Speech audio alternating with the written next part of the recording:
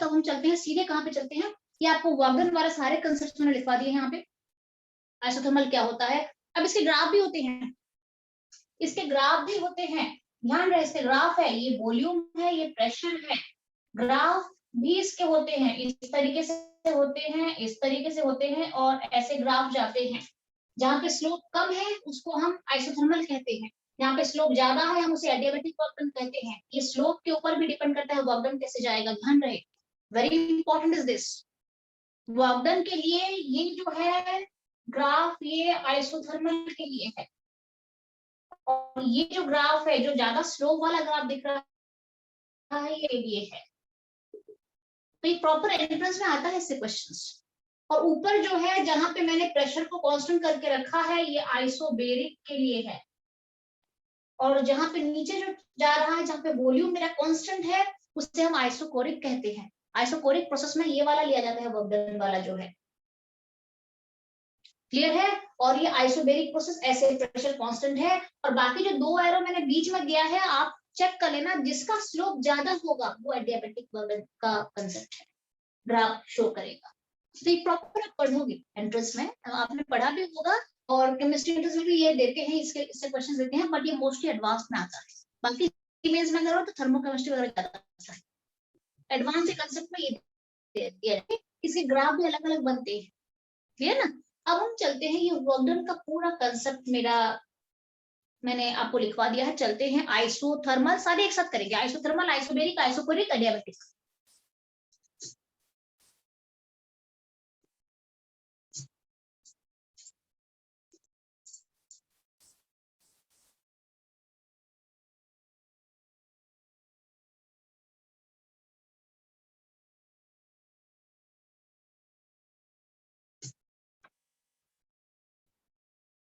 अच्छा, उसके बाद चलते हैं आइसोथर्मल। ये मेरा टॉपिक मेरे ख्याल से ये 7 टॉपिक है क्या, isothermal,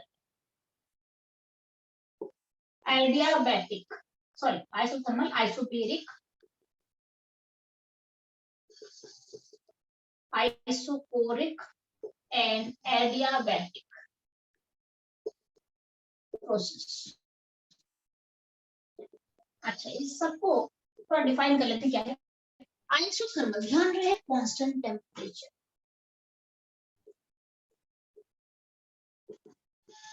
the process that is carried out at constant temperature, the process that is carried out at constant temperature, at constant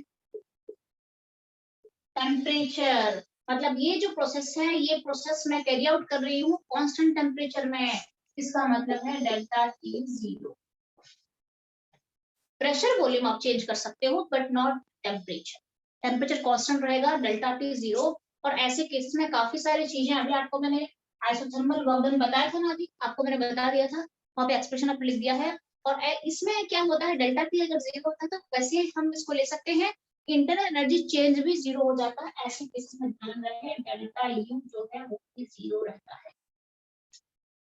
थोड़ा बहुत जान लो, अभी तक आपने डेल्टा यू पढ़ा नहीं है, आपको पढ़ाऊंगी मैं नेक्स्ट टॉपिक में, बट जान लो डेल्टा यू जो इंटरनल एनर्जी चेंज है वो जीरो हो जाता है आइसोथर्मल के लिए, बाद में आप इससे रिलेट कर सकते हैं। चलते हैं आइसोबेरिक में चलते हैं। आइसोबेरिक का मतलब है the process carried out at constant pressure, at constant pressure. So delta P zero यहाँ पे होता है, प्रेशर डिफरेंस नहीं रहता है। कांस्टेंट प्रेशर का मतलब आपका यहाँ पे डेल्टा पी जीरो हो जाएगा, ध्यान रहे कांस्टेंट प्रेशर चल रहा है, तो there is no change in pressure, ठीक है। अब यहाँ पे क्या लेते हैं, बेसिकली जब हम कैलकुलेट करते हैं आइसोबेरिक प्रोसेस लेते हैं, सबसे पहला हम इसे ओपन सिस्टम ले लेते हैं, मोस्ट ऑफ द केसेस में ये ओपन सिस्टम में जाता है। और यहाँ पे कुछ कुछ टर्म आप लिख दो, बहुत ज्यादा नहीं। यहाँ पे जो एंथैल्पी चेंज होता है, सॉरी जो एंथैल्पी चेंज होता है यहाँ पे, सिस्टम का जो एंथैल्पी चेंज होता है, नेट चेंज, हम उसे क्यूपी कहते हैं। यहाँ पे आइसोबेरिक का मतलब है क्यूपी, प्रेशर कांस्टेंट है QP, and this is equal to CP delta T के फॉर्म में भी हम लिखते हैं। अभी के लिए लिखो, बाद में हम चेक, अभी के लिए आप इसे लिख दो, बाद में जब आपको ये टर्म्स वगैरह पढ़ा दूंगी अब रिलेट कर लेना। आइसोबेरिक में कांस्टेंट प्रेशर कहा जाता है इसको, और यहाँ पे ओपन सिस्टम दिया जाता है और delta is equal to QP, this is equal to CP delta T होता है। सिमिलर चलते हैं आइसोकोरिक में चलते हैं। आइसोकोरिक का मतलब है the process carried out at constant volume, तो ये कांस्टेंट वॉल्यूम में चलता है। एंड कांस्टेंट वॉल्यूम जो है यहाँ पे बेसिकली यहाँ पे क्या होता है, कांस्टेंट वॉल्यूम में डेल्टा V 0 होता है। और कांस्टेंट वॉल्यूम में आपने देखा होगा, आपने अभी वर्क डन लिखा था, वर्क डन क्या होता है, वर्क डन क्या होता है माइनस पी डेल्टा V। अभी आपको बताया था ना कि work done minus P delta V होता है, तो डेल्टा V अगर 0 है तो वर्क डन भी 0 हो जाएगा इसमें, कांस्टेंट वॉल्यूम। ठीक है ना, एक्सपेंशन वर्क डन ना कंप्रेशन वर्क डन कुछ भी नहीं, वॉल्यूम चेंज ही नहीं हो रहा है यहाँ पे। मोस्टली वर्क डन पे वॉल्यूम का में चेंजेस पाया जाता है उसमें। तो यहाँ पे डेल्टा भी 0 है, there is no change in volume, work done भी 0 हो जाएगा अगर आइसोकोरिक कुछ चल रहा है तो। ये है क्लोज्ड सिस्टम।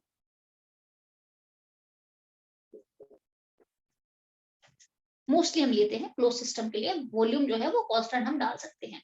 अब ये जो क्लोज सिस्टम है, अगर इसमें पिस्टन लगा है तो पिस्टन को मैं अप एंड डाउन कर सकती हूँ, फिर एक्सपेंशन उसमें कंप्रेशन वर्क डन में चला जाएगा।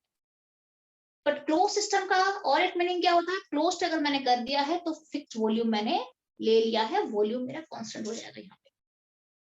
क्लियर है? तो इसके लिए हम और एक क्या टर्म लेते हैं, बाद में जो पढ़ेंगे वो पढ़ लेंगे, अभी के लिए तो इंटरनल एनर्जी चेंज आइसोकोरिक के लिए दिस इज क्यूवी। क्यूवी का मतलब heat change at constant volume, heat change at constant volume, क्योंकि कांस्टेंट वॉल्यूम मैंने लिया है यहाँ पे CV डेल्टा T हो जाता है। कि अभी के लिए आप एक काम करो, इसको लिख दो तो बाद में आप रिलेट करते रहना। तो this is my isochoric constant volume. अब हम चलते हैं एडियाबैटिक। एडियाबैटिक में क्या होता है, एडियाबैटिक मतलब इंसुलेटेड वर्क हो गया, हीट फ्लो बिल्कुल भी नहीं करेगा, हीट फ्लो Q 0 हो जाएगा, no heat exchange between the system and the surrounding, no heat exchanged।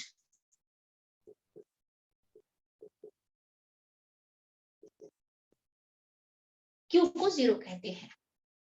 तो बच्चे को कंफ्यूज होते हैं, मैम इसको डेल्टा क्यू क्यों लिख रहे हो, क्यू को डेल्टा क्यू लिखने की जरूरत नहीं है, जैसे हमने यहाँ पे डेल्टा T 0 लिखा, डेल्टा P 0 लिखा, डेल्टा V 0 लिख दिया है। यहाँ पे सिंपली मैं डेल्टा क्यू नहीं लिख रही हूँ, क्योंकि ही जो क्यू है ये इटसेल्फ डेल्टा है, ये चेंज को डिनोट करता है, तो हम क्यू से पहले डेल्टा नहीं लिखते हैं, only Q is equal to 0, मतलब कोई हीट एक्सचेंज नहीं हो रहा है। ठीक है, तो अगर Q 0 हो जाता है तो ऐसे केसेस में हमारा जो बाकी टर्म्स वगैरह होते हैं सारे अफेक्ट हो जाते हैं। आपको बताऊंगी ये कैसे अफेक्ट हो जाएगा। ठीक है, तो एडियाबैटिक में राइट डाउन Q हम 0 लेते हैं, बाहर से वगैरह ही अंदर नहीं जाएगा। ठीक है, तो यहाँ पर टेम्परेचर में 100% अप एंड डाउन चलता है, क्योंकि हीट मैंने बाहर से अंदर नहीं लिया है, ना कि बाहर दिया है, तो टेम्परेचर अप एंड डाउन 100% यहाँ पे आइसोथर्मल, ये दोनों बिल्कुल अपोजिट है, कि दोनों टोटल अपोजिट, दोनों एक साथ हो ही नहीं सकते। अगर एडियाबैटिक है तो हाँ चांस नहीं कि आइसोथर्मल बन जाए, क्योंकि हीट चेंज होता है, टेम्परेचर चेंज होता रहेगा सिस्टम का। और अगर आइसोथर्मल है तो पॉसिबल ही नहीं है कि वो एडियाबैटिक हो सकता है। क्लियर है, दोनों बिल्कुल अपोजिट रेसिप्रोकल प्रोसेस है, दोनों बिल्कुल अपोजिट प्रोसेस है, दोनों एक ही साथ कहीं पे दिखेगा नहीं आपको आइसोथर्मल एडियाबैटिक बोथ, ऐसा कभी होता नहीं है। क्लियर है, तो Q is equal to 0 for adiabatic process. इसका फिर आगे बहुत कुछ टर्म्स आते हैं कि अगर Q 0 होगा तो इंटरनल एनर्जी वगैरह क्या होगा, थोड़ा सा आप बस इतना लिख दो यहाँ पे, अगर Q 0 है तो डेल्टा U जो होता है वो वर्क डन हो जाता है। मतलब बाहर से तो मैंने हीट लिया नहीं, बाहर तो हीट दिया नहीं, तो अब जो चेंज होगा वो क्या हो जाएगा, वो वर्क डन के फॉर्म में अपेयर करेगा। जो भी चेंज दिखेगा मुझे इंटरनल एनर्जी में वो वर्क डन के फॉर्म में आपका प्रॉपर दिखेगा। ठीक है, अच्छा ये हो गया चारों प्रोसेस मैंने बता दिया है। चलते हैं reversible, irreversible and cyclic process. ये डन है, मैं रब करूं अर्पित?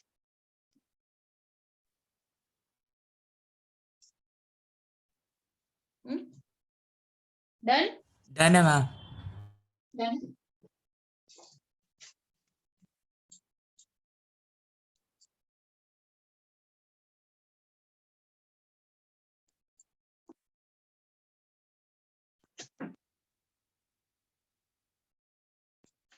अब हम चलेंगे, मैं थोड़ा सा चार्ट बना के आई हूँ।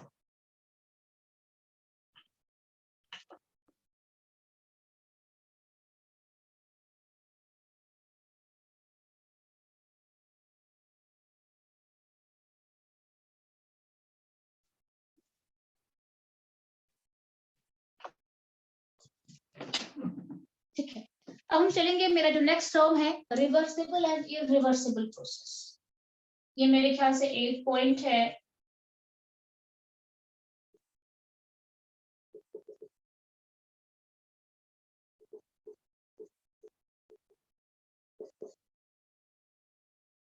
Reversible and irreversible process.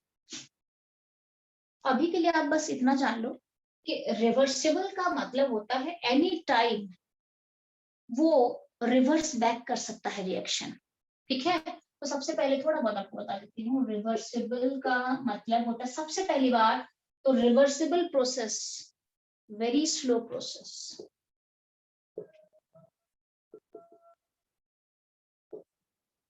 इतना स्लो होता है कि हमेशा रिएक्टेंट और प्रोडक्ट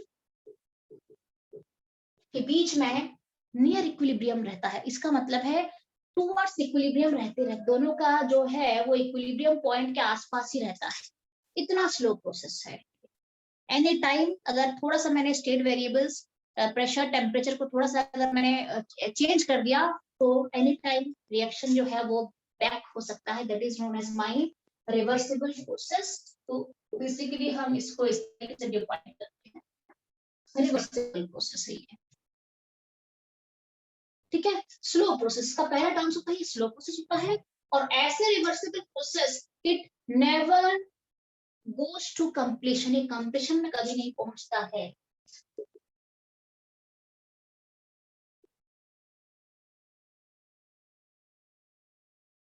ये कंप्लीशन में कभी भी नहीं पहुंचता है, काफी स्लो है ये। ठीक है, अच्छा, ये हो गया मेरा रिवर्सिबल प्रोसेस के बारे में हमने पढ़ लिया है। इरिवर्सिबल, इरिवर्सिबल प्रोसेस क्या होता है? स्पॉन्टेनियस होता है और फास्ट होता है।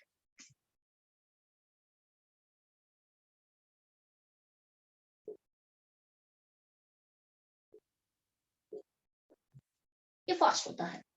ठीक है, ओके। और ये गोज टू कंप्लीशन, ये पूरा कंप्लीशन तक जाता है रिएक्शन, फटाफट से होगा। इरिवर्सिबल प्रोसेस है, रिवर्स होने का कोई चांसेस नहीं रहेगा और स्पॉन्टेनियस बनेगा एंड अचीव कंप्लीशन या गोज टू कंप्लीशन।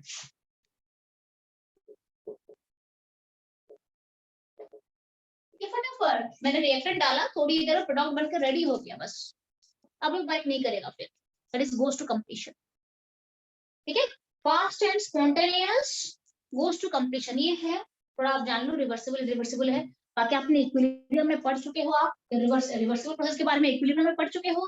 केसी अगर आपको निकालना आता है आप ऑलरेडी पढ़ चुके हो, केसी के रिलेशनशिप वगैरह सारे इक्विलिब्रियम पढ़ चुके हो। So this is reversible, this is irreversible process.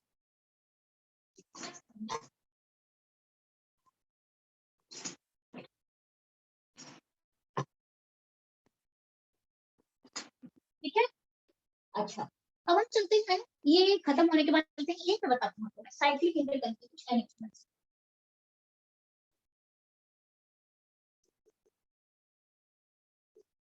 Cyclic process मतलब एक सिस्टम है, वो डिफरेंट डिफरेंट पाथ के through I mean carry out हो रहा है और फाइनली आके इनिशियल स्टेज में पहुंच जाता है। जहां से स्टार्ट हो रहा है, मान लो ये एक रिएक्शन है,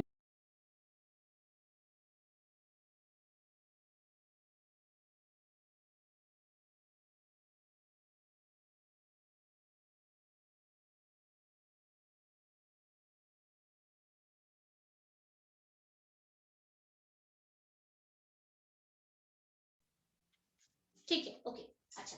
तो साइक्लिक प्रोसेस क्या है?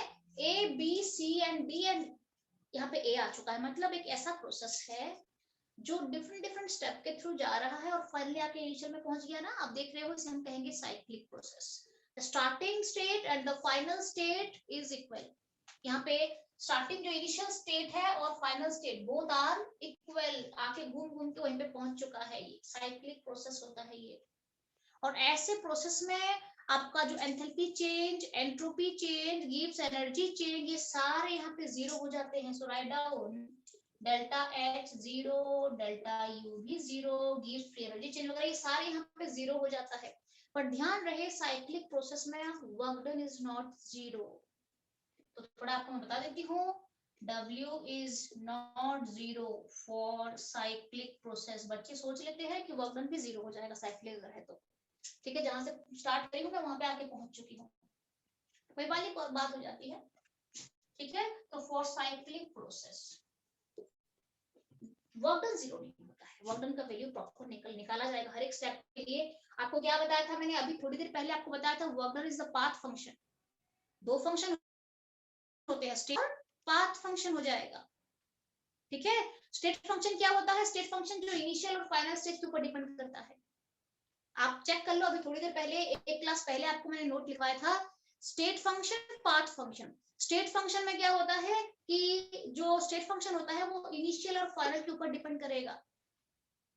यहाँ पे तो इनिशियल भी वही है, फाइनल भी वही है, तो ये सारे स्टेट फंक्शन है, ये सारे जीरो आ जाएंगे यहाँ पे। But what is path function? ये हर एक पाथ के ऊपर डिपेंड करेगा।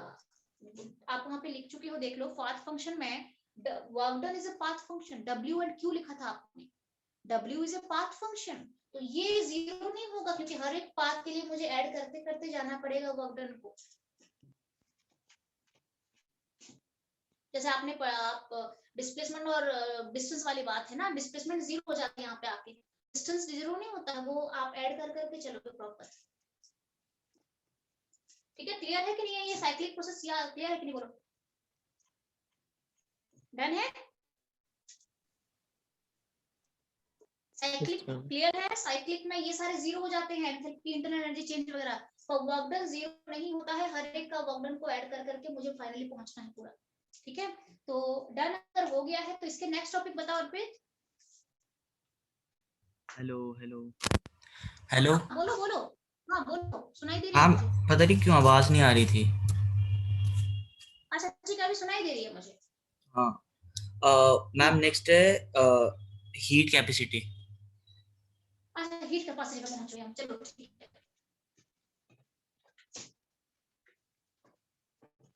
ये मैं रब कर रही हूँ।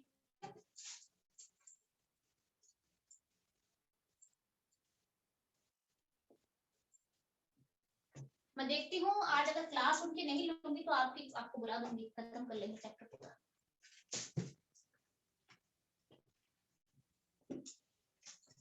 हीट कैपेसिटी,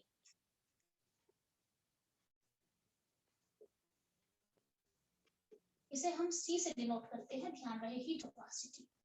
ये क्या होता है, किसी भी सब्सटेंस का अगर आप 1 डिग्री टेम्परेचर रेज करोगे तो कितनी हीट चाहिए, तो हम उसे कहते हैं heat capacity. The heat required to raise the temperature of substance to 1 degree Celsius. Write down.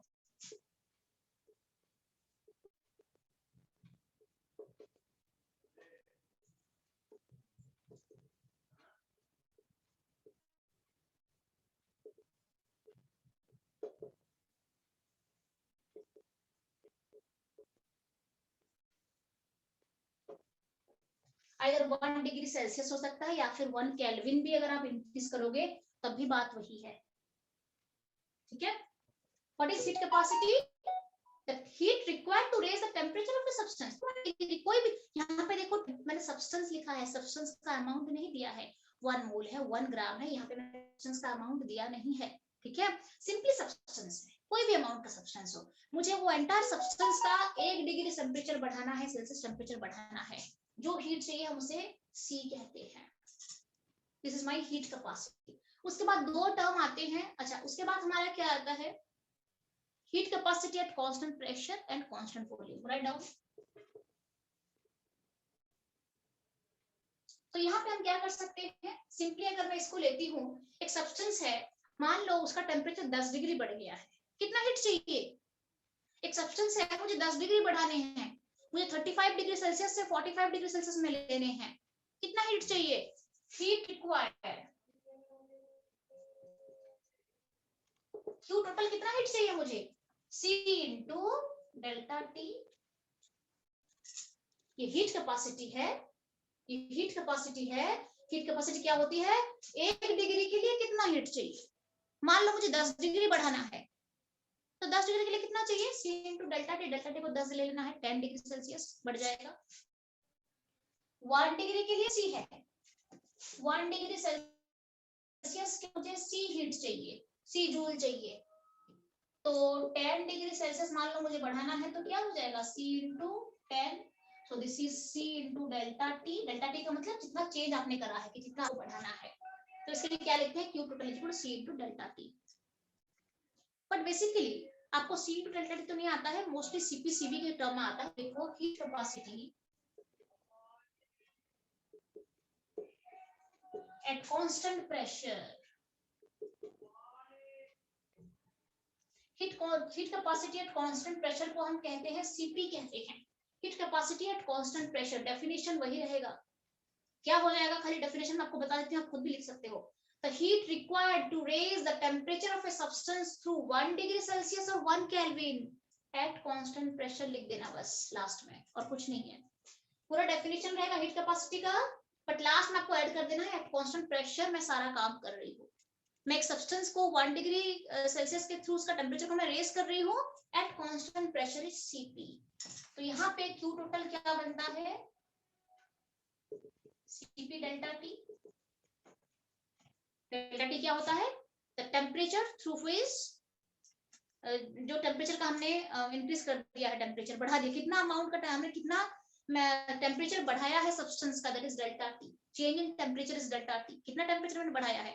मैंने 5 डिग्री से 15 डिग्री कर दिया, कितना बढ़ाया? 10 डिग्री मैंने बढ़ा दिया है, तो यहाँ पे 10 लेना है आपको। Q total is CP delta T। मास 1 मोल लेते ना? नहीं, मास अभी तक आपको बताया नहीं गया है। मास के लिए हम फिर स्पेसिफिक हीट वगैरह लेंगे, वो अलग है। ये एंटायर सब्सटेंस है, जितना भी मास है उसके साथ कोई इसका है नहीं कुछ। बस मुझे जितना भी मास है, मुझे 10 ग्राम है, मेरे पास 15 ग्राम है, मेरे पास 100 ग्राम पड़ा है मेटल, कुछ भी मेरे पास है, मुझे बस 1 डिग्री बढ़ाना है। तो उसके लिए हम कहते हैं, उसको C कहते हैं, और कांस्टेंट प्रेशर में CP कहा जाता है। सो Q total equal CP delta T। ठीक है। Similarly heat capacity at constant volume, अगर मैं सारा काम जो टेम्परेचर बढ़ाना, 1 डिग्री के थ्रू टेम्परेचर को बढ़ा देना, अगर ये सारी चीजें कांस्टेंट वॉल्यूम पे हो रहा है, हम उसे कहते हैं CV कहते हैं।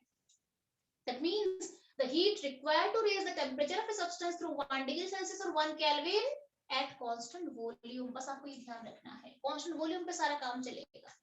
तो यहाँ पे Q टोटल क्या निकालेंगे हम? CV delta T। यहाँ पे CP डेल्टा T था, क्योंकि मैंने कांस्टेंट प्रेशर पे ले रखा था, और ये CV डेल्टा T है।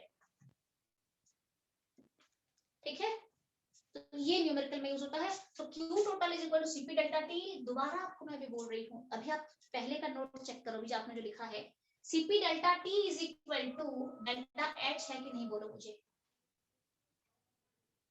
यहाँ पे हम इसको यस मैम, हीट का लेते फॉर्मूला हैं। यही होता है। हाँ, QP ले सकते हो आप इसको, आइदर Q टोटल ले सकते हो, या फिर कांस्टेंट प्रेशर पे हो रहा है तो QP भी ले सकते हो। अभी आपको देखो, इससे पहले मैंने लिखवाया है QP is equal to CP delta T is equal to delta H। ये कहाँ पे यूज होता है? इंटर एनर्जी वगैरह जो है, इसको हम क्या लिखेंगे? Q टोटल को हम QP QV भी लिख सकते हैं, क्योंकि कांस्टेंट वॉल्यूम पे काम चल रहा है।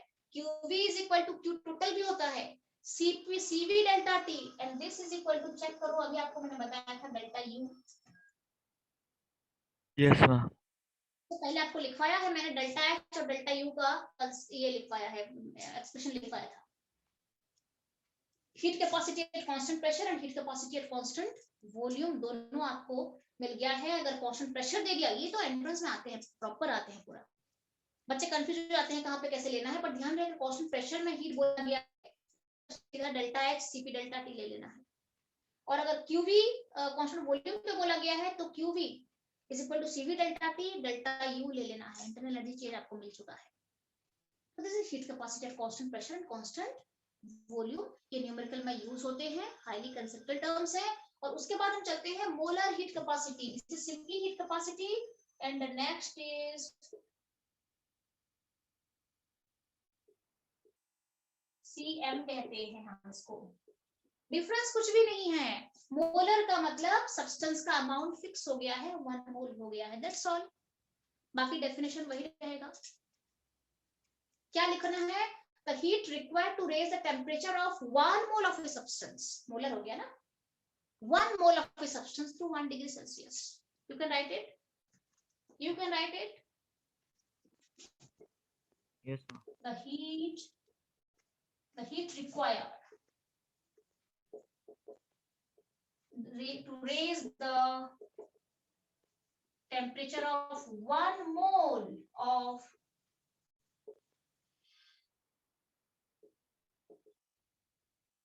through 1 degree Celsius और 1 Kelvin, दोनों का सेम होता है। यहाँ पे मैंने क्या करा है और स्पेसिफाई कर दिया, स्पेसिफिक हो गया है, ये 1 मोल कर दिया मैंने। यहाँ पे ऑर्बिटरी किसी अमाउंट के लिए था, यहाँ पे मोलर हीट का मतलब है 1 मोल के लिए कितना चाहिए। क्लियर है? ठीक है। अब हम क्या लिखेंगे, अगर मुझे 1 मोल के लिए चाहिए तो हम इसको किस तरीके से, हम 1 मोल का फिर आप मास ले सकते हो, मास के थ्रू जाके आप फिर उसे सॉल्व कर सकते हो, क्यू टोटल, तो इसके लिए आप क्यू टोटल निकाल सकते हो। ये टोटल 1 डिग्री बढ़ाने के लिए चाहिए, मास यहाँ पे फिक्स नहीं था, बट ये 1 मोल के लिए अगर मेरे पास है, तो अगर मान लो मेरे पास 10 मोल पड़े हैं, तो हम क्या करेंगे, Q total is equal to number of moles into CM into delta T. ध्यान रहे, write down this formula.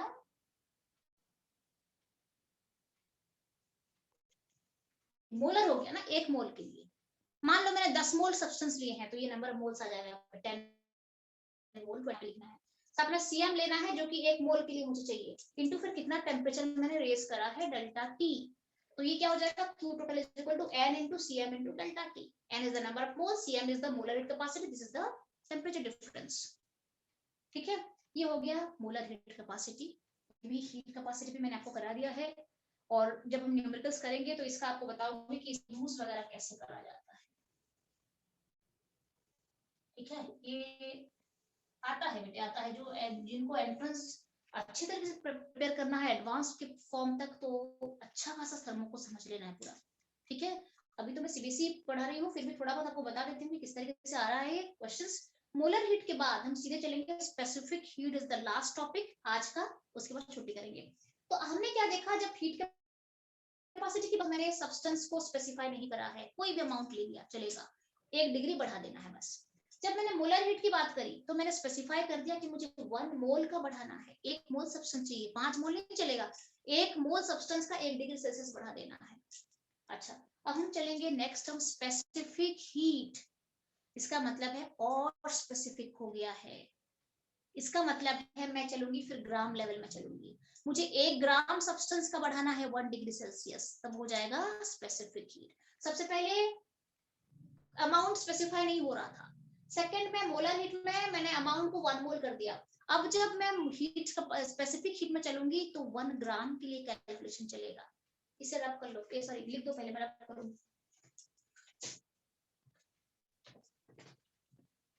Done है ये? Done ma'am. डन है, चलो हम यहीं पे पढ़ लें, कोई नहीं।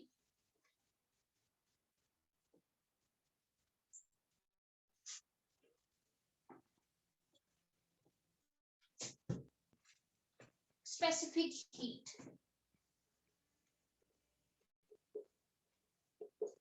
स्पेसिफिक हीट को हम एस से डिनोट करते हैं, बहुत सारी जगह पे इसे स्मॉल सी से भी डिनोट करा जाता है, एस से भी डिनोट करा जाता है, स्मॉल सी से भी डिनोट करा जाता है। अब स्पेसिफिक हीट क्या है, द हीट रिक्वायर्ड, अगर आपको डेफिनेशन देते हैं तो आप लिख सकते हो, the heat required to raise the temperature of 1 gram of any substance, 1 gram of any substance through gram of a substance, 1 gram of a substance to 1 degree Celsius or 1 Kelvin. The heat required to raise the temperature of 1 gram of a substance. बहुत ज्यादा specific हो चुका है अभी ये। 1 ग्राम का temperature बढ़ाना है, ऑर्बिटरी का नहीं, 1 ग्राम का, थ्रू 1 डिग्री सेल्सियस और 1 केल्विन। यहाँ पे इसे S कहते हैं और यहाँ पे जो Q टोटल निकाला जाता है, मान लो मेरे पास 25 ग्राम्स पड़ा है, मेरे पास 25 ग्राम ऑफ सब्सटेंस पड़ा है और मुझे 10 डिग्री बढ़ाने हैं, दोनों को चेंज करना पड़ेगा ना। 1 ग्राम के लिए 1 डिग्री के लिए दिया है ये S। अब मुझे क्या करना है, मुझे 25 ग्राम का 10 डिग्री बढ़ाना है, मतलब मुझे मास को भी चेंज करना है और टेम्परेचर को क्या लिखते हैं इसको, MS डेल्टा T। यहाँ पे जो M है, ध्यान रहे, M is the mass of substance.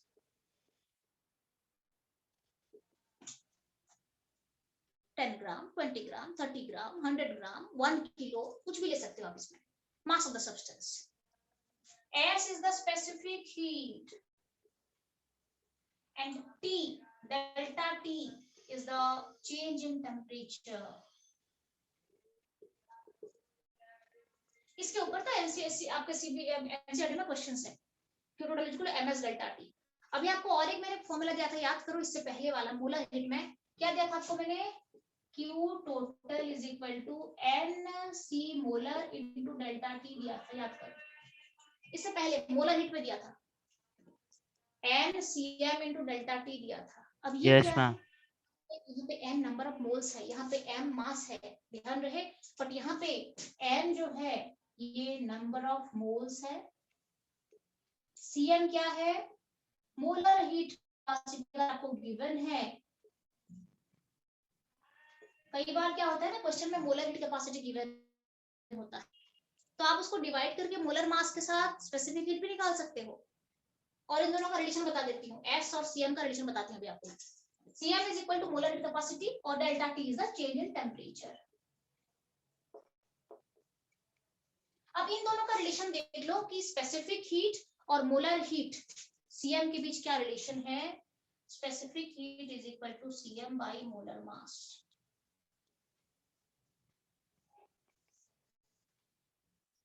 Right it down. Specific heat is equal to molar heat capacity divided by molar मास,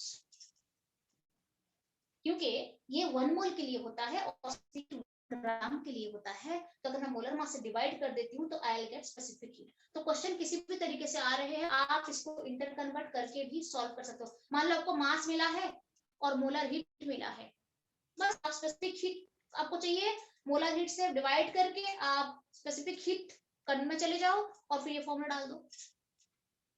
या फिर आपको स्पेसिफिक हीट मिला हुआ है और नंबर ऑफ मोल्स मिला हुआ है, बट नंबर ऑफ मोल्स के लिए तो Cm चाहिए, बट आप इसको Cm से कन्वर्ट कर दो, स्पेसिफिक हीट गिवन है, Cm ले लो, उसको कन्वर्ट कर दो। ये आपको थोड़ा कल्टीवेशन चाहिए, थोड़ा प्रैक्टिस चाहिए घर में इसको सॉल्व करने के लिए। Relationship between specific heat and molar heat capacity, दोनों रिलेशन है, मोलर मास से डिवाइड कर दो, you'll get स्पेसिफिक हीट।